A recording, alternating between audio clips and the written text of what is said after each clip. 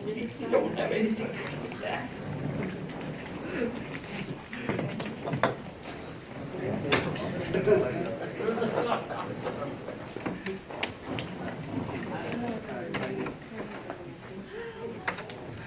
I am a criminal. Yes. My big mouth. Thank you so much. Thank you. I'm dealing with a purple. Yeah, proceed.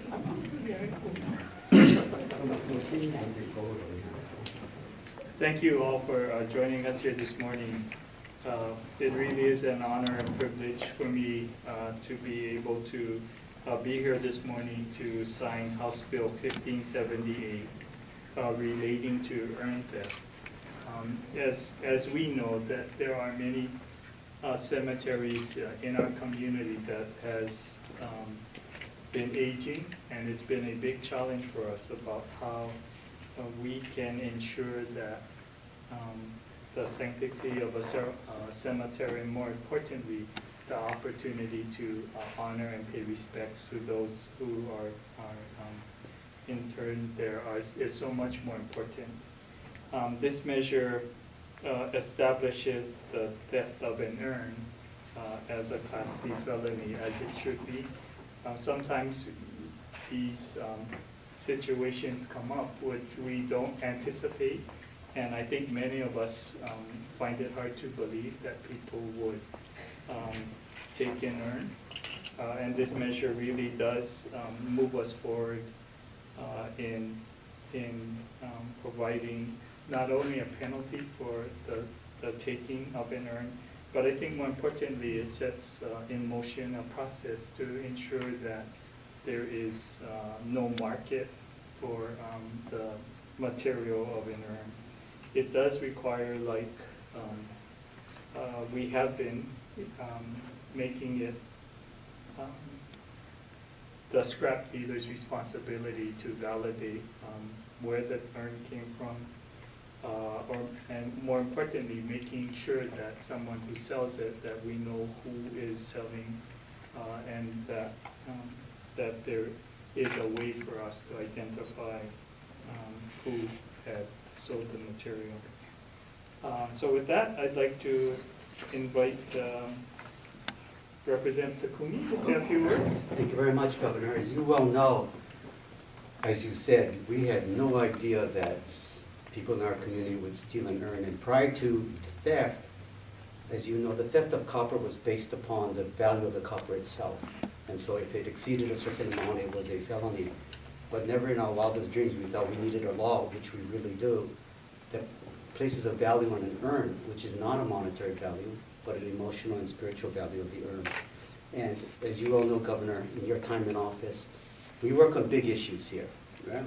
Whether it's air conditioning for the schools and issues like that, but we never forget too that there are issues in our community that affect a small group of people that really influences a larger group of people. And Lisa Wan was the one that brought it up to my attention, and it was her family that was affected by this. And at first I just couldn't believe it. And the family showed up diligently to the hearings. I think they can do a workshop on lobbying the legislature now, because they really know how to do it. They showed up at all the hearings and really participated. And on behalf of Representative Greg Takayama, who was my partner in this, we thank you, Governor, for signing the bill. Yeah, thank you. Lisa, did you want to say a few words? I appreciate, sometimes people ask the question, where do laws come from? And it really does come from the community. Representative Takayama and Takumi were listening and in a position to really hear the concerns. Lisa, why don't you come up and you can say a few words if you'd like.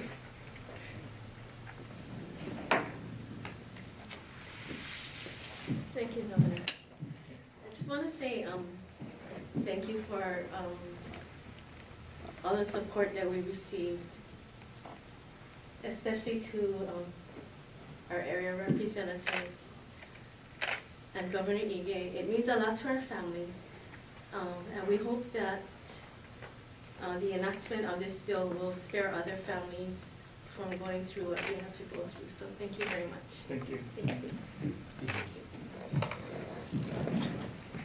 Representative Takumi and Fiona, do you want to come up and join us?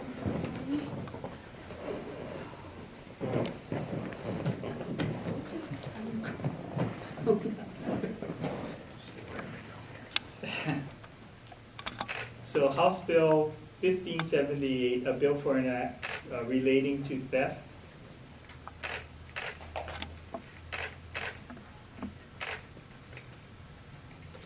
Is now the law of the state as Act 199. Thank you.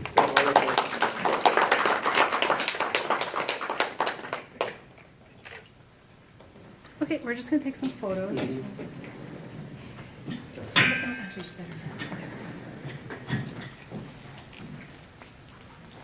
this off.